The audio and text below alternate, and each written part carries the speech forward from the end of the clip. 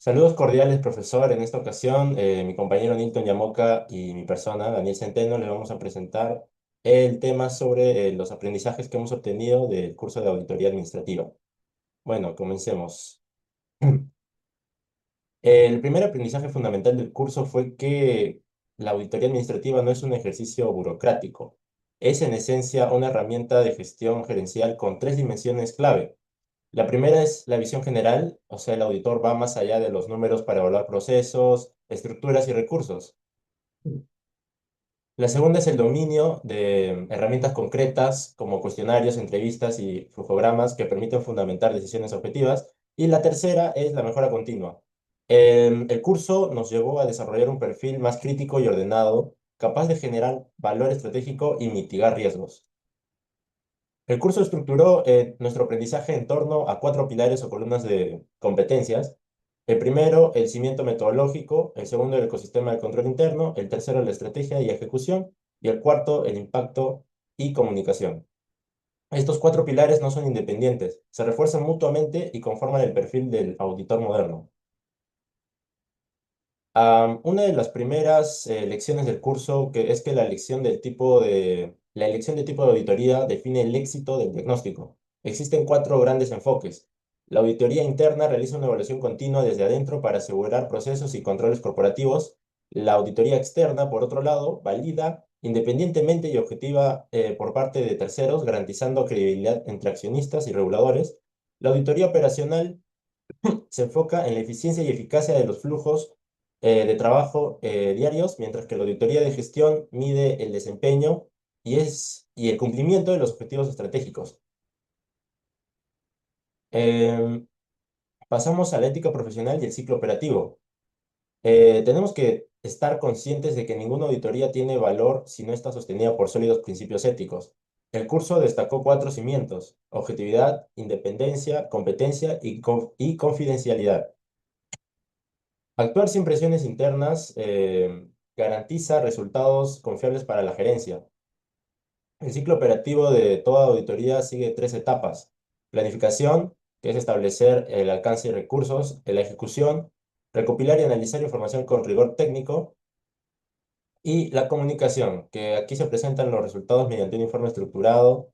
Y bueno, estas etapas son secuenciales y no admiten improvisación, tienen que ser planeadas de principio a fin.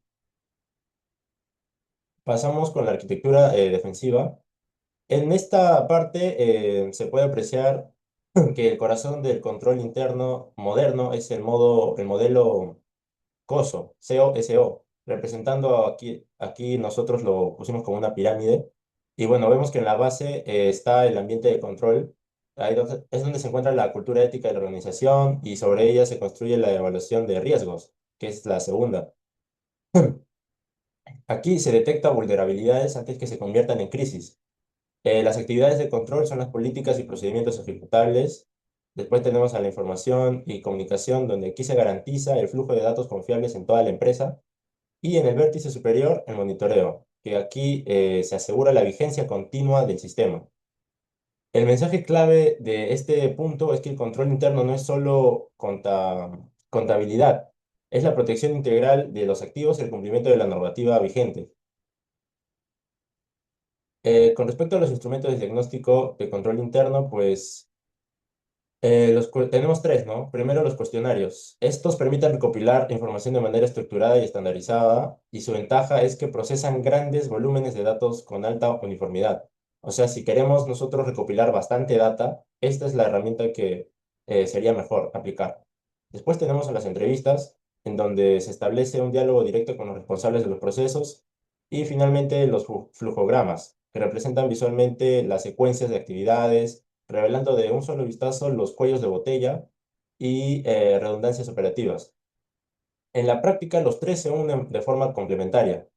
En el trabajo que desarrollamos en Carider, se aplicaron estos tres instrumentos, y fue la combinación de todos lo que nos permitió identificar los hallazgos de manera correcta y óptima.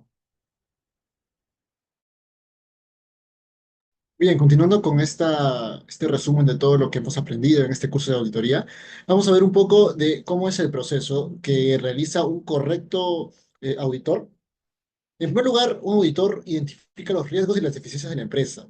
Esto se puede determinar sobre todo en las auditorías internas. Se clasifican los riesgos, se verifican las gravedades de cada uno de los riesgos y se prioriza las que pueden tener un mayor impacto y un nivel mayor de probabilidad que pueda terminar perjudicando a la empresa a corto o largo plazo.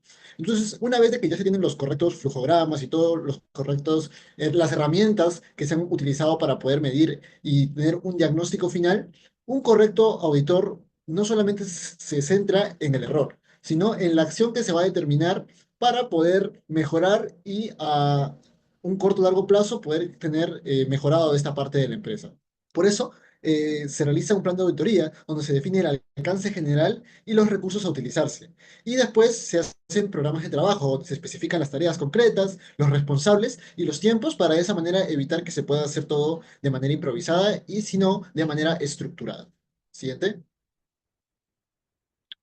Bien, la planeación rigurosa es el cimiento del éxito. Estas son las partes de la planeación estratégica. En primer lugar, tenemos el entorno, es el ecosistema en el que se mueve la organización y los que actúan en ella. También tenemos los recursos, que pues esto junta tanto al personal que trabaja en la empresa como también a los trabajadores, también al presupuesto que se tiene, a las herramientas que se tienen para poder hacer estas mediciones.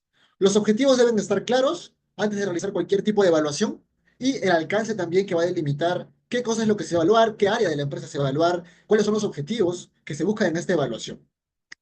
Invertir tiempo aquí, primero, en esta parte de la planeación, hace que una vez que ya se esté ejecutando todo, ya no hayan tantos errores o se puedan mitigar sobre todo, porque probablemente siempre haya, pero de una manera con menos impacto. Y los riesgos obviamente son la identificación de las áreas de mayor vulnerabilidad, que es lo que busca una auditoría para luego poder mejorar. Siguiente. Bien, ahora, ¿cómo se recolecta la evidencia? Tenemos diferentes herramientas que pueden ser combinadas para obtener evidencia suficiente, competente y pertinente que puedan ser útil a la hora del diagnóstico. En primer lugar, la observación directa. El auditor puede verificar en tiempo real cómo se ejecuta cada uno de los procesos del área o de la empresa que está siendo evaluada. La revisión documental, por ejemplo, si es un área de contabilidad, de finanzas la que se está evaluando, se revisan los estados financieros, los estados de resultados, todo registro histórico y política formal que la empresa esté utilizando para poder medir y llevar un seguimiento a esta área o a esta empresa. Pruebas de cumplimiento, validación que se están utilizando los controles que han sido diseñados para ello, pruebas sustantivas, verificación de la exactitud para medir que los datos que hemos encontrado en los documentos o en las pruebas de cumplimiento puedan ser verídicas y los datos puedan ser reales un muestreo estadístico, inferencia de resultados de grandes volúmenes de información para poder determinar la validación de los datos que podemos obtener y obviamente también las inspecciones físicas. Un auditor puede ir a la empresa y solicitar tangiblemente la existencia de activos, de lo que realmente la empresa está sustentando como gastos, que se puedan ver y que se puedan sustentar de manera física y tangible. Siguiente. Papeles de trabajo, la trazabilidad de la auditoría. Esto es más o menos un poco del proceso de cómo, una vez que ya tenemos las pruebas, las evidencias, después de utilizar las herramientas que hemos hablado, finalmente el auditor puede generar una opinión y un informe final en base a lo que se ha visto. En primer lugar, se obtienen los procedimientos y las evidencias que ya hemos notado, que ya se ha hablado. Ahí se obtienen los datos en brutos, cálculos efectuados y hallazgos que puedan ser útiles para este análisis. Una vez que se tiene eso, se pasan a los papeles de trabajo, que es una organización sistémica, clara y suficiente de toda labor realizada. Tiene que tener todo respaldo absoluto y que puedan ser verificables sobre todo. Una vez que se tiene todo eso, se pasa a la opinión del auditor. Tiene una base refutable sobre la cual se construye el informe final y se emiten conclusiones objetivas. Esto se hace en base a los objetivos que se trazaron inicialmente y en base también a la opinión que quizás muchas veces puede ser subjetiva, pero por algo se necesita un auditor que debe estar correctamente capacitado para obtener una información lo más imparcial posible. Siguiente.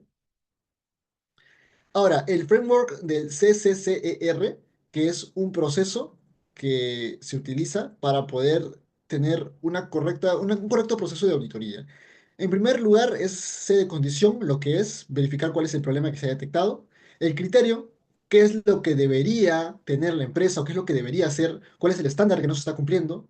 Después que determinamos esto, determinamos la causa, por qué tenemos este problema y por qué no se está llegando al criterio, a lo que debería estar pasando.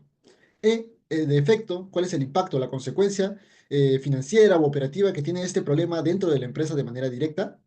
Y R de recomendación, el cual es la solución o la sugerencia que puede hacer el auditor hacia la empresa para poder solucionar esta problemática en base al criterio, la causa y el efecto que ha sido encontrado.